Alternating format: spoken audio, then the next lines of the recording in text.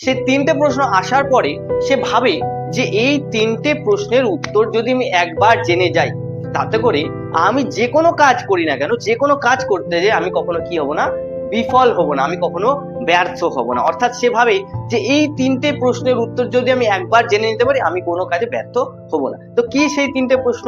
সেই তিনটে প্রশ্ন হলো, প্রথম প্রশ্নটা যে যে কোনো কাজ শুরু করার সঠিক সময় কি। অর্থাৎ তুমি ভাবো যে তুমি কোনো কাজ শুরু করবে, সেই কাজটা শুরু করার সঠিক সময়টা কি হতে পারে। সেকেন্ড কোশ্চেনটা কি?